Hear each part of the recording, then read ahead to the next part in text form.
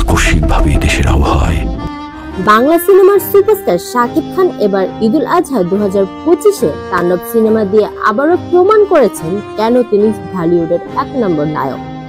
আজ জানাবো কত টাকা আয় করলো তাণ্ডব সিনেমাটি।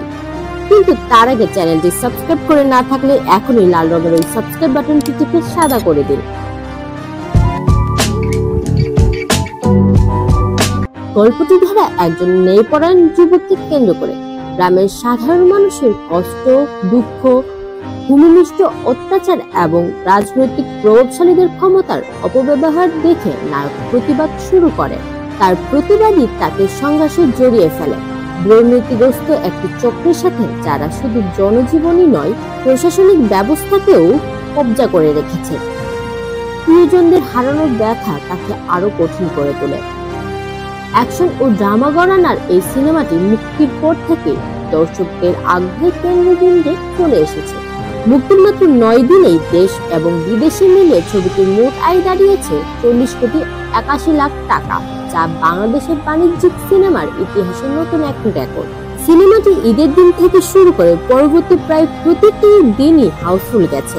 মাল্টিপ্লেক্স ও সাধারণ হল মিলিয়ে প্রায় 95% শো ছিল দর্শকে পূর্ণ। দৈনিক ইনকিলাবের তথ্য অনুযায়ী মুক্তির প্রথম 3 দিনে সিনেমাটি মাল্টিপ্লেক্সে আয় করেছে 1,10,00,000 টাকা। প্রথম 5 দিনে মোট আয় ছিল 5 কোটি টাকারও বেশি, আর নবম দিনে শুধু বাংলাদেশে আয় করেছে 3,66,00,000 টাকা। তবে তাণ্ডবের সম্ভাব্য আয় আরো বেশি হতে পারত যদি পাইরেসির মারাত্মক ধাক্কা না লাগতো। নির্মাতাদের পক্ষ থেকে জানানো হয়েছে, পাইরেসি রোধ করা গেলে সিনেমাটি লাইফ টাইম আয় 100 কোটি টাকাও ছাড়িয়ে যেতে পারত।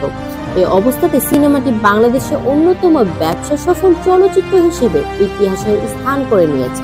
সিনেমাটি নিয়ে দর্শক এবং সমালোচকদের মধ্যে মিশ্র প্রতিক্রিয়া লক্ষ্য করা গেছে। কেউ কেউ ছবির গল্প, অ্যাকশন দৃশ্য এবং শাকিব খানের পারফরমেন্সের প্রশংসা করেছেন।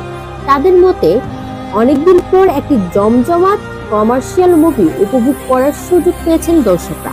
অন্যদিকে কিছু দর্শক সিনেমাটির কাহিনী, পেসিং এবং কিছু অপ্রয়োজনীয় দীর্ঘ দৃশ্য নিয়ে সমালোচনা করছেন। তবে সমালোচনা থাকলেও এর জনপ্রিয়তা ও আয় দুটিই বলছে সিনেমাটি দর্শকদের মধ্যে যথেষ্ট সাড়া ফেলেছে।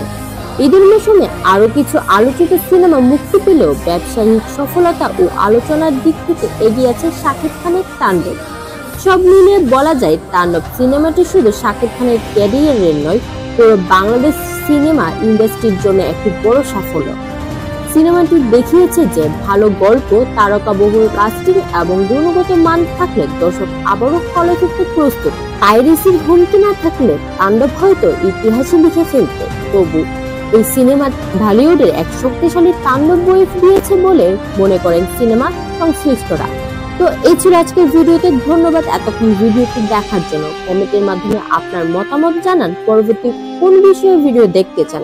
আর এখনো যদি সাবস্ক্রাইব করে না থাকেন তাহলে দ্রুত ওই লাল রঙের সাবস্ক্রাইব বাটনটি টিপে সাদা করে দিন। তো আজকে আমি যাচ্ছি, দেখা হবে পরবর্তী কোনো ভিডিওতে।